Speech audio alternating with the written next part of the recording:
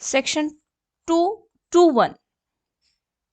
Okay, now section 221 from the chapter charge, section 221 of the CRPC. What is section 221?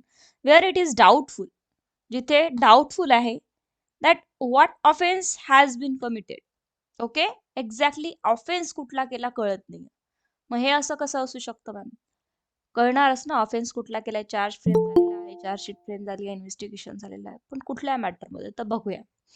If a single act or series of act is or such a nature that it is doubtful which of several offenses the fact which can be proved will constitute, जे काही fact इथे constitute होत आहे कोर्टासमोर, ठीक आहे की नाही, constitute the accused may be charge with having a committed all or any of such offence and any number of such a charge may be tried at once or he may be charged in the alternative with having a committed some one of the said offenses. ठीक आहे की नाही. आता कुठला offence केलेला आहे exactly कळत नाही आहे. क्रिमिनल ब्रीच ऑफ ट्रस्ट आहे, ठीक आहे की नाही, क्रिमिनल ब्रीच ऑफ ट्रस्ट आहे, किंवा मग डिसऑनेस्ट मिसअप्रोप्रिएशन ऑफ प्रॉपर्टी आहे. हे सेक्शन तर लागले पण कळत नाही आहे. आता तुम्हाला माहितीये चार्जला अल्टरही करता येतं नंतर, बरोबर आहे की नाही. जेव्हा एखाद्या सेक्शनवर चार्ज फ्रेम झालाय आणि नंतर नंतर दुसऱ्याच सेक्शन कडे ट्रायल चाललेला आहे, इथे कळतंय की अरे बापरे, हे चोरी नाही, इथं रॉबरी, याच्यामध्ये 4-5 जण सामील आहेत, याच्यामध्ये तो व्हायलन्स केलेला आहे, इथं डकेती आहे, 5च्या वर आहे. अशा प्रकारे ज्या प्रकारे एव्हिडन्स येईल ना त्याची पनिशमेंट मिळू शकते. म्हणजे प्रॅक्टिकली जर बघितलं तर चार्ज एका सेक्शनवर जरी फ्रेम झाला असेल तरी नंतर ज्या सेक्शन अंतर्गत एव्हिडन्स आले आणि ज्या सेक्शन जो सेक्शन प्रूव्ह झाला, whether that section not mentioned in the charge, okay, court can convict the accused according to this section. Why? Because this new sections comes under the trial. Okay, so इथे कुठल्याही प्रकारे exactly कोर्टाला कळत नाही की exactly from which offence exactly committed by the accused. Okay, so court इथे करू शकतं की चार्ज फ्रेम करून घेईल आणि त्यानंतर इथे सोबतच ट्राय करेल दोन्ही पण, आणि नंतर ठरवेल की येस कुठला कमिट झालाय according to the evidence. Okay, होऊ शकतं की वेगवेगळे ट्राय करेल किंवा एकत्रही आणू शकतं की चार्ज कुठल्या नेमकं कुठल्या चार्जवर आपल्याला ट्रायल करायचं आहे. So if in such a case the accused is charged with one offense and it is appear in evidence that he committed a different offense for which he might have been charged under the provision of subsection 1, he may be convicted of the offense which he is shown to have committed although was not charged with it. जसं मी आत्ताच तुम्हाला सांगितलं, दोन्हीही doubtful आहे किंवा इथे DMP that is dishonest misappropriation of प्रॉपर्टीचा charge लावला होता, but according to the evidence in the trial इथे प्रूफ झालेला आहे criminal breach of trust. The court whether that CBT criminal breach of charge section not mention in the charge not framed of this section of the said section criminal breach of trust, okay, but court can punish you or court can convict you in this section because जो section prove झाला तो इथे तुम्हाला पनिशमेंट. So this is the section where it is doubtful, की doubtful आहे या section मधनं क्राईम केला की त्या सेक्शन मधनं जो प्रूव्ह होईल त्याच्यातनं तुम्हाला पनिशमेंट मिळेल. आणि इव्हन दोन्हीही प्रूव्ह नाही झाले, तिसराच कुठलं तरी सेक्शन समोर आलं तर मे बी त्यातनं पनिशमेंट डायरेक्टली कोर्ट तुम्हाला देऊ शकतं, जो प्रूव्ह झाला त्यातनं पनिशमेंट मिळेल. ओके, सो जेव्हा कधी तुम्हाला खूप वेळ मिळेल परीक्षा वगैरे झाल्यानंतर तर तुम्ही डीपली वाचण्याचा प्रयत्न करा की काय if such a case as the accused is charge with the offence. एखाद्या केसमध्ये अक्यूजला चार्ज केला एखाद्या पर्टिक्युलर ऑफेन्ससाठी and appears in the evidence that he committed a different offence. काय म्हणताय सेक्शन? कोर्टासमोर अपिअर इन द एव्हिडन्स आले की हा ज्या चार्जचा सेक्शन ज्या सेक्शनचा चार्ज लागलाय तो त्यांनी ऑफेन्स केलाच नाही, डिफरंटच काहीतरी दिसतंय, which he might have been charge. ठीक आहे की नाही, की याच्यावर ह्याचा चार्ज फ्रेम व्हायला पाहिजे होता पण नाही झाला. Under the provision of subsection 1 he may convicted of the offense which he is shown to have committed although was not charged with. Matter करणार नाही, जे दिसून आलं ज्याच्यात अंतर्गत ऑफेन्स केलाय तुम्ही त्याच्यातनं तुम्हाला punishment. Clear? A is accused of an act which may amounts to theft. Okay, इथे उदाहरण दिलंय त्यांनी. A is accused of an act. ठीक आहे, A वर अलेगेशन्स लागले इथे की accused of an act which may amounts to theft. Okay, क्या अशा प्रकारचा ऍक्ट केला की याला थेफ्ट म्हणायचं.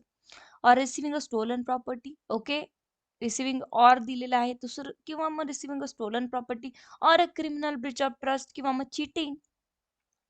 एक चार्ज एवर ज्यात फ्रेम झालाय त्यामध्ये तो थेफ्टही असू शकतो, रिसिव्हिंग अ स्टोलन प्रॉपर्टी ही त्यातनं निघू शकते, क्रिमिनल ब्रीच ऑफ ट्रस्टही आणि चिटिंगही. ठीक आहे की नाही, अजून हे सगळं कोर्टासमोर आलेलं नाहीये.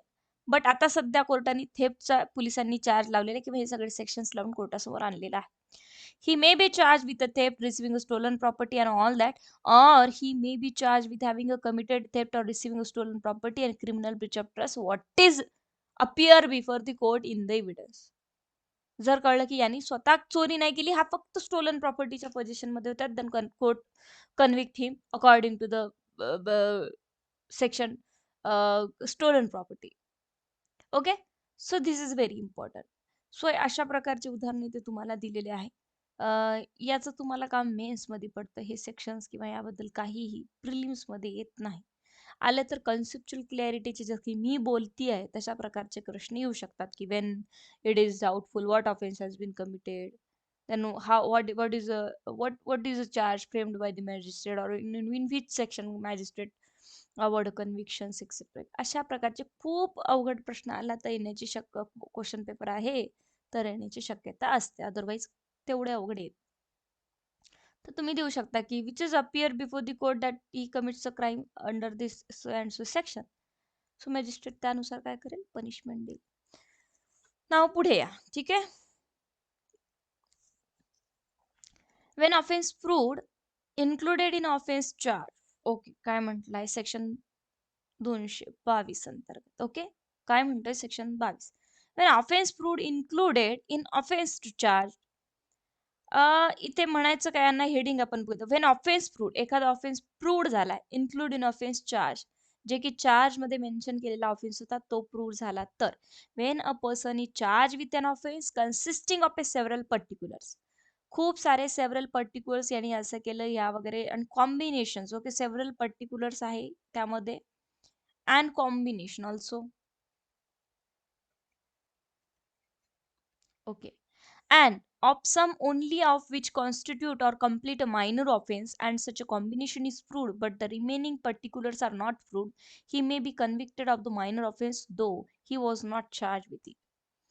ओके, इथे म्हटलंय कुठल्याही प्रकारे जेव्हा तुम्ही तुमच्यावर चार्जेस लागत आहेत, आणि जे काही चार्जेस लागत आहेत इथे चार्जमध्ये काही चार्जेसचे सेक्शन्स मेन्शन केलेले आहे, आणि काही अजून कॉम्बिनेशन्सचे सेक्शन्स मेन्शन केलेले आहे, काही प्रूव्ह केलेले आहे, आणि ते जर नाही प्रूव्ह झालं, ठीक आहे, कॉम्बिनेशन इज प्रूव्ह, कॉम्बिनेशन तर प्रूव्ह झालं की याच्यामध्ये त्यांनी ऑफेन्स केलाय, कम्प्लीट मायनर ऍक्ट मधून तुम्हाला सजा मिळणार आहे, ठीक आहे की नाही. इथे काय होतं की दुसरा ऑफेन्स प्रूव्ह झाला होता म्हणून तुम्हाला तिथे सजा भेटली होती, इथे तसं होणार नाही. म्हणून म्हटलं आहे when a person is charge with an offence consisting of several particulars, एक ऑफेन्स केला त्याच्यामध्ये खूप सारे पर्टिक्युलर्स आजूबाजूला आहे की यातनं पनिशमेंट मिळायला पाहिजे, त्यातनं मिळायला पाहिजे, intentions, motive, all that, okay, and such a combination is proved, हे सगळं जर कॉम्बिनेशन प्रूव्ड झालं but remaining particular is not proved. Combination तर प्रूव्ह झालं केस ऑफेन्स केला, बट रिमेनिंग पर्टिक्युलर कुठल्या बेसिस केला, मोटिव्ह वगैरे हे नाही प्रूव्ह झाले, तर ज्या सेक्शन्स मध्ये, ज्या चार्ज मध्ये मायनर पनिशमेंट काय आहे किंवा मायनर सेक्शनची पनिशमेंट आहे काय तीच दिली जाईल, एक्सटेंड नाही. When a person is charged with an offense and facts are proved which reduce it to to a minor offense, he may be convicted of the minor offense although he is not charged with it. पुन्हा म्हटलंय की काही हरकत नाही की जे तुमच्यावर एखादा चार्ज फ्रेम झालेला आहे, and offence and fact are proved, आणि फॅक्ट प्रूव्ड झाल्या which reduce it to the minor offence, okay, आणि त्या मायनर ऑफेन्स कडेच परत चाललेले आहे, and he may be convicted of minor offence although it is not charge with, जरी charge frame केला नसेल पण एक कॉम्बिनेशन दिसते की यस इथे थेफ्ट झालेला आहे, तर थेफ्ट कुठल्या पद्धतीत केलाय, तर कुठल्या पद्धतीमधला सगळ्याच मायनर पनिशमेंट असेल ती इथे तुम्हाला दिली जाणार आहे, ठीक आहे. ठीक आहे. So when a person is charged with an offense, he may be convicted of an attempt to commit such offense, although the attempt is not separately charged. Attempt he separately charge होत नाही, attempt ही त्याच्यामध्येच charge होते. जर commit झाला तर त्या attempt charge करण्याचं काही महत्त्वच नसतं. जर कमिट नाही झाला तर अटेम्प्टच होते, किंवा मग अटेम्प्टची पण पनिशमेंट द्या आणि कमिटची पण द्या, असं होत नाही. ठीक आहे. त्याच्यानंतर पुढे you are nothing in this section shall be deemed to authorise a convictions of any minor offence where the conditions requisites for the initiation or proceedings in respect of that minor offense have not been satisfied. Okay. Charge alter करून तुम्ही punishment करू शकता जर minor ऑफेन्समध्ये तुम्हाला punishment मिळाली, but कोणी satisfied नाही आहे, किंवा नंतर इथे मॅजिस्ट्रेट सॅटिस्फाईड नाही तरीही. आता इथे उदाहरण दिले, त्यातनं तुम्हाला क्लिअर होईल या सेक्शनचे 222. ए charge under section 407. What is 407 of the IPC? येत आहे का लक्षात? ए वर चार्ज लागलेले आहे 407 चे. काय आहे? With a criminal breach of trust. Okay. So criminal breach of trust in respect of the property interested to him as a carrier. Carrier वाल्यांनी इथे काय केलेलं आहे? इंटरेस्ट केली होती त्याच्याकडे प्रॉपर्टी ॲज अ कॅरियर म्हणून, पण कॅरियर वाल्यांनी इथे क्रिमिनल ब्रीच ऑफ ट्रस्ट केलेला आहे, दॅट इज CBT केलेला आहे according to the Indian penal code. Now commits a criminal breach of trust respect of the property and trust under section trust under section 406. आता इथे 406 आणलेला आहे मॅजिस्ट्रेटने of this code in respect of the property, but that it was not interested to him as a carrier, he may be convicted of criminal breach of trust under section 406. Okay. आता 406 आणि याच्यामध्ये काय फरक आहे? तर इथे म्हटलं की क्रिमिनल ब्रीच ऑफ ट्रस्ट केलं आहे हे तर निघालं, कॉम्बिनेशन तर जे होतं, कॉम्बिनेशन जे होतं की यस, इथे जे मी कॉम्बिनेशन सांगितलं तुम्हाला वरचा जो पहिला पॉइंट होता की यस कॉम्बिनेशन तर आहे, CBT केलं म्हणून दिसतं तर आहे, बट स्पष्ट होत नाहीये ते पर्टिक्युलर्स इथे कुठल्या प्रकारचे स्पष्ट होत नाहीये की एक्झॅक्टली कॅरियरवालाच आहे का, कॅरियरवाला या इंटेन्शननीच त्यांनी हे केलंय का, ह्या सगळ्या गोष्टी बघितल्या जाईल. मग सेक्शन 407 नाही प्रूव्ह झाला, सेक्शन 406 प्रूव्ह झाला, तर इथे मायनर पनिशमेंट दिली गेली. का? आता मेजर, मग इथे म्हटलं असतं की हे बघा, तीन तीन तीन उदाहरणं सांगते आता तुम्हाला. 3 सेक्शन 407 घ्या, 406 घ्या आणि एक सेक्शन घ्या, एक्झॅक्टली मला आठवत नाही आता, 408 घेऊया आपण. What is 408? सध्या तरी मला आठवत नाही. 408 काय आहे? 407 मध्ये कळलं की यस कॅरियर, 406 मध्ये कळलं only the CBT punishment and only दुसरी काही असेल. यामध्ये सपोज तुम्हाला 2 वर्ष पनिशमेंट होती, यामध्ये तिसऱ्या 406 मध्ये 6 महिने पनिशमेंट आणि यामध्ये 7 वर्ष पनिशमेंट. कन्फ्युजन आहे, डाऊटफुल आहे की एक्झॅक्टली कुठल्या पर्टिक्युलर याच्यामधनं ऑफेन्स केला. कॉम्बिनेशन तर कळलं की yes that person that accused commits a crime of the criminal breach of trust, but in under the which section? 408, 406 and 407. So 407 तर प्रूव्ह नाही होऊ शकत आहे, एक्झॅक्टली कॅरियरनी केलं का कळत नाहीये. मग ठीक आहे आपण 408 मधून सजा देऊया, असं होत नाही. तुम्हाला जर डाऊटफुल असेल तर तुम्ही मायनरची सजा देऊन टाका, म्हणजे उद्या जर चार्ज अल्टर करायला निघालात तर मायनर दिली तर वाढवता येते, मॅक्सिमम सजा दिली तर बिचाऱ्याची पनिशमेंट थोडी ना वापस आणता येईल, जेलमध्ये दिवस काढलेले थोडी ना वापस आणता येईल, त्याच्यासोबत ताण होईल. You're violating his constitutional or fundamental right now. So this is very dangerous to violate the fundamental right. You cannot do so. So in this section or in these types of matter, court may award him a minor punishment when the combination is clear but particular is not clear. Okay.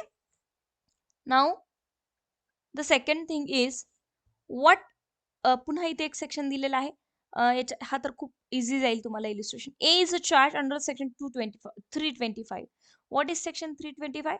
That is grievous hurt. Okay. Not with the weapons, just a grievous hurt of the Indian Penal Code. With causing a grievous hurt, this is a grievous hurt, okay?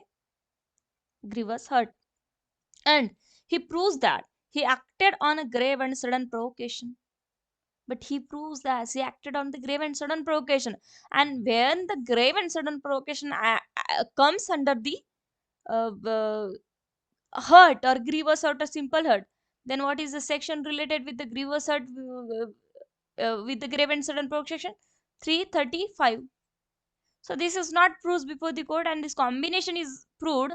He gives a hurt to other persons, which is in the nature of the grievous hurt, but the particular is not clear before the court, which is done under the grievous hurt or not, which is done in 325 or not.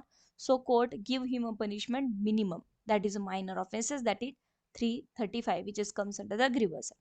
So he proves that he acted on a grave and sudden provocations, he may be convicted under section 335 of this code, Indian Penal Code. Clear this section 222?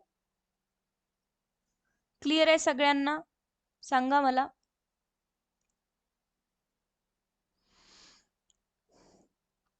Clear आहे का सगळ्यांना section? थोडंसं अवघड होता, मी उदाहरण देऊन तुम्हाला सांगितले. मॅडम प्लीज एकदा रिपीट करा सेक्शन 221.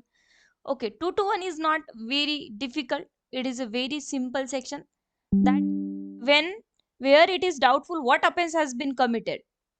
कोर्टाला वाटत असेल की एक्झॅक्टली ऑफेन्स केला कुठला आहे, हे सत्य होत नाही आहे, तर काय करणार कोर्ट? ट्रायल घेणार. ट्रायल मध्ये वेगवेगळ्या प्रकारचे एव्हिडन्स येणार आणि at the end, at the conclusion time decide तेव्हाच होणार. कोर्ट एखाद्या पर्टिक्युलर सेक्शनवर जाऊन बसणार. आता आलं लक्षात? आणि त्या सेक्शनवर जेव्हा इथे ट्रायल सुरू होतं, चार्ज फ्रेम झाला, पण कोर्ट चार्ज फ्रेम करताना डाऊटफुल आहे 325 आहे की 335 आहे. हेच उदाहरण कंटिन्यू करूया. कोर्ट इथे डाऊटफुल आहे पण चार्ज तर फ्रेम झाला. आता चला बाबा बघूया आता एव्हिडन्स मध्ये. मग एव्हिडन्स घेतले आणि घेताना 325 फ्रेम झालेला आहे. काय 325 फ्रेम झालेला आहे. मग एव्हिडन्सेस घेतले, विटनेसेस आणले आणि मग सगळं झाल्यानंतर कळलं, काय कळलं की 325 नाही 335 झालेला आहे. मग पनिशमेंट आणि कन्व्हिक्शन कशातनं मिळेल? 335. Wien the 335, whether the 335 is mentioned in the charge frame about the 335? No. But court has a power. What is proved in the evidence while doing trial, then court may convict, which is not mentioned in the charge also. Okay, this is the section where it is doubtful what offense has been committed. The court don't know about it. Okay, court may frame a charge on court may frame a charge, court charge frame करू शकतं किंवा मग court, इथे उदाहरणं आहेत भरपूर सारे. Whether charge not frame is not offence. Charge नाही फ्रेम केला तुम्ही 325चा आणि मग आम्हाला 335 मध्ये सजा दिली. मग चार्ज जर तुम्ही 325चा फ्रेम केला तर 335 मग काय कस काय सजा दिली असं कोणी म्हणू शकत नाही. बिकॉज इथे सांगते की डाऊटफुल आहे तर फ्रेम करून घ्या, नंतर जो सेक्शन समोर येईल त्याच्यावर तुम्ही जाऊ शकता. कारण पहिले तर डाऊटफुलच राहणार आहे ना, बरोबर आहे की नाही? आलं आता लक्षात? Yes madam. ओके, आधी सगळ्या गोष्टी डाऊटफुलच असतात, ठीक आहे की नाही? नंतर त्या कन्सेप्ट क्लिअर झाल्या की मग आपण एका पॉइंटवर जाऊन पोहोचतो. 223 ऑफ द CRPC. कळलं का? This is the difference between deeply understanding आणि जे आपण 2 बॅच मध्ये घेतोय ते. आता तुम्हाला अंतर कळालं असेल इथे की शॉर्ट बॅच आणि या बॅच मध्ये काय फरक असतो, ठीक आहे की नाही? आपण इथे डिस्कशन करू शकतो, आपण एक एक पॉइंट येईल की इल्युस्ट्रेशन मी तुम्हाला समजावून सांगू शकतो. तिथे तसं होऊ शकत नाही, ठीक आहे की नाही? कारण टाइम लिमिटेशन आहे. What persons may be charge jointly. Okay, आता चार्ज जॉईंट करायचं आहे आपण बघितलं की सारखे ऑफेन्सेस सेम ट्रान्झॅक्शन मध्ये येत आहेत, तर ते आपण जॉईन करू शकतो आणि ट्रायल चालू शकतो. Whether the offence is committed in the several jurisdiction, whether the offence is committed with the several sections, ठीक आहे की नाही? But what person may be charge jointly, कुठल्या पर्सन्सला तुम्हाला जॉईन करता येतं? तर the following persons may be charge and tried together, namely person accused of a same offences committed. Person accused, एक अक्युज्ड आहे, ठीक आहे की नाही? त्यांनी एक क्राईम केलेला आहे, same offence committed in the course of the same transaction. तर इथे म्हटलंय पर्सन्स, ठीक आहे की नाही? अक्युज्ड आहे पण पर्सन्स आहे. पर्सन्स खूप सारे, कितीही तुम्ही पर्सन्स असा, जेव्हा तुमच्याकडे 2 पर्सन इथे क्राईम करतात तर 34 लागतो म्हणजे लागतो. ओके, त्याच्यानंतर 5 पर्सन अनलॉफुल असेंब्ली केली तर 149 लागतो म्हणजे लागतो. ट्राईड टुगेदर ऑल, ठीक आहे की नाही? ज्यांनीही इथे सेम ऑफेन्स मध्ये भाग घेतलाय, मग त्यांनी अबेटमेंट केलं काय, कॉन्स्पिरसी केली काय, किंवा मग तुम्ही इंटेन्शन सेम होतं काय, तुमचं ऑब्जेक्शन सेम होतं काय, मॅटर करणार नाही. सगळ्यांना इथे ट्राईड टुगेदर, ठीक आहे की नाही? तर सगळे एका याच्यामध्ये येणार आहे. सर्वांना एकच ट्रान्झॅक्शन मध्ये क्राईम केलाय तुम्ही. 7-8 जणांनी कोणाच्या तरी घरावर दगडफेक केली, सगळे एकत्रच. चला, person accused of an offence and person accused of abetment of or attempt to commit such offense. Okay, person accused of an offense, एक person accused आहे, ठीक आहे? Persons offense and persons accused of abetment of attempt to commit such offense. जे ही person, मी ते सगळं सांगून टाकलंय तुम्हाला, जे ही पर्सन्स आहेत ते अक्युज्ड आहेत, ठीक आहे की नाही. आणि अक्यूज आहे पण कसे आहे, काहींनी अबेट केलेलं आहे, काहींनी जाऊन at the spot crime commit केलेला आहे, काहींनी प्लॅनिंग केलं आहे, काहींनी हार्बोरिंग केलंय, what ever or who ever charge together, because they all participated directly indirectly in the crime. Okay, next, C, persons accused of more than one offense of the same kind within the meaning of the section 219 committed by them jointly within the period of a 12 months. Definitely, what is section 219? Three offenses committed within a 1 year. Okay, so तुम्हाला directly सर्वांना तिथे टाकण्यात येणार आहे, मग तुम्ही किती person असं मॅटर करणार नाही. ओके, त्यानंतर person accused of a different offences committed in the course of the same transaction. Okay, इथे काय म्हटलेलं आहे की person accused of an offence which, sorry, the person accused of an different offences, तुम्ही different offences committed in a course of the same, but they are all the offences comes under the same transaction. What is exactly at the end, what is purpose of committing that all the several offences, which is one. कोणीतरी kidnap करून आणलं, कोणीतरी confine करून ठेवलं, मग कोणीतरी यांनी एकमेकाचा कोणालाही माहिती नाही, नॉलेज नाही, काही नाही, यांनी मग मर्डर केला. So all these offenses committed by the different person, committed at the different places, committed with the different intentions, not at all. Because what is the exact at the end purpose and what is the because it comes under the same transaction. Kidnapping कशासाठी केलं? Confine करायसाठी. Confine कशासाठी केलं? Death करण्यासाठी. आणि kidnapping आणि confine कशासाठी केलं? डेथ करण्यासाठी. So this is called same transaction. Okay, त्यानंतर पुढे, a person accused of an offence which includes theft, extortion, cheating, criminal misappropriation, person accused of a receiving of retaining or assisting the disposal of a concealment of the property, which is all these are stolen properties, possession of which is alleged to have been transferred by any such offense committed by the first name person or of abatement of any or attempting to commit any such a last named offense. Okay, जिथून सुरुवात केली आहे तुम्ही आणि at the end ज्यांनी संपवलंय ते सगळे comes under दिस same transaction. Like तुम्ही एका घरासमोर उभे राहिलात एकच जण पहिले, ठीक आहे की नाही, तो म्हणतो हा लॉक लावून आहे, मग तुम्ही चालले जाता वापस. कोणीतरी प्लॅनिंग आखून तुम्हाला देते की एवढ्या वाजता चोरी करायची, मग तिघं चौघं रात्री जातात आणि चोरी करतात, मग नंतर ते तिसऱ्या ठिकाणी जातात, 4-5 जण दुसरेच कोणीतरी लपून ठेवतात. हे सगळे जे आहेत ते comes under the same transaction. आणि पहिलेपासून मी एवढं लक्षात ठेवायचं की ज्यांनी क्राईमची सुरुवात केली आणि एंड कोणी केला ते सगळे एकत्र ट्रायल होऊ शकतात. Person accused of a offence under section 411 414 of the Indian penal code, that is stolen property and the stolen property, concealing of the stolen property, assist the stolen property sections which deals with either the sections respect of the stolen property possession which has been transferred by one offenses. Matter करणार नाही, हे सगळे जेवढे involve आहेत त्या stolen प्रॉपर्टीच्या regarding all are convicted or all are tried in the same transaction or in the same trial or in the one trial. Okay, ठीक आहे, वन ट्रायल. त्यानंतर पुढे आहे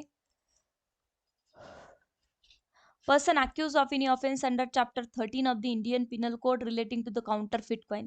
सगळे काउंटरफिट कॉइनशी ते रिलेटेड आहे. तर काउंटरफिट कॉइनचे जे रिलेटेशन आहे, काउंटरफिट कॉइनच्या चॅप्टरमध्ये काय सांगितलेलं आहे आपल्याला की कोणीतरी काउंटरफिट कॉइनचे शिक्के बनवतं, कोणीतरी काउंटरफिट कॉइन बनवतं, कोणीतरी काउंटरफिट कॉइन सेल करतं, कोणीतरी याची कंपनी चालवतं. जेवढे काही सगळे तुम्ही काउंटरफिट कॉइनच्या रिलेशन आहे आणि एका ऑफेन्समध्ये सापडले तर all are tried in the same trial, one trial. Okay, provided that where number of a person are charged with the separate offenses and persons to do not fall within any of such a category specified in this section, magistrate of the court's obsession, person of any application writing so desire, and if satisfied that the person would not be prejudicially affected thereby, and it is expedient so to do, they try all such a persons together. Okay, जर कुठल्याही प्रकारे एक्सपिडियस delay होत नसेल, प्रिज्युडिस होत नसेल, just in the interest of justice, या सगळ्या मॅटरला एकत्र ट्राय केलं जाईल.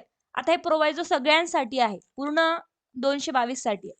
जर कोर्टाला कुठेही वाटलं की डिले होत आहे ट्रायलला, काही अक्यूज राजस्थानमध्ये राहतात, काही इथे राहतात, तर मग ते सेपरेट ट्रायल चालू शकतात की ते येत नाहीत वेळेवर.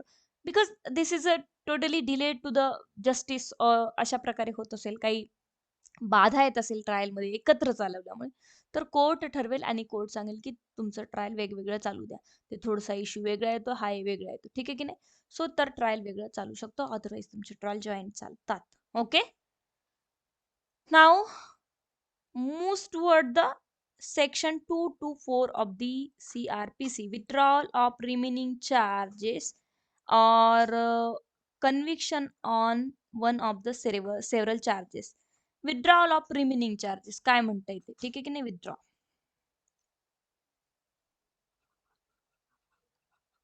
विथड्रॉ करून घ्यायचे. आता आपण विथड्रॉ सिव्हिल सूट ऐकले, विथड्रॉ कंप्लेंट ऐकले, विथड्रॉ चार्ज मीन्स काय, विथड्रॉल ऑफ रिमेनिंग चार्जेस, ठीक आहे. ऑन कन्व्हिक्शन, ऑन कन्व्हिक्शन,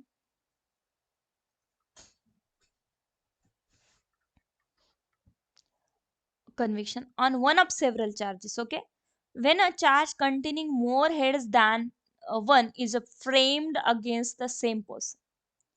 हे ऐकलं असेल तुम्ही कधी की काय, मोर हेड्स दॅन वन, हे मेन साठी मध्ये असे प्रश्न येऊ शकतात.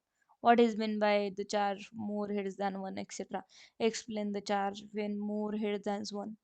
हेड्स दॅन वन, एका चार्जमध्ये अनेक ऑफेन्सेस लागलेले आहेत. 323, 324, 325, 326, एक एक एक एक हेड्स तुम्हाला प्रूफ करत जावं लागणार.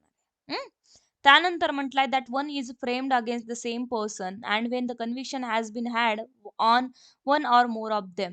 यापैकी कुठल्या तरी 2-3 याच्यावर पनिशमेंट झालेली आहे, बाकीचे तसेच आहेत, ते प्रूव्ह नाही झाले.